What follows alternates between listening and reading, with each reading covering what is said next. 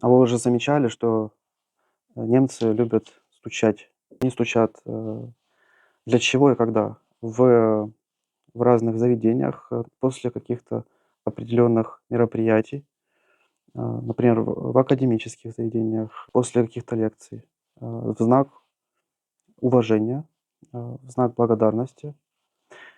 Также стучат в дружеской обстановке. Например, пришел ваш друг или подруга, а, например, в пивной и начинают стучать, в знак приветствия. То есть приветствие, уважение и благодарность.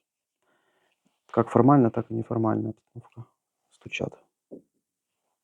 То есть вместо, аплодисментов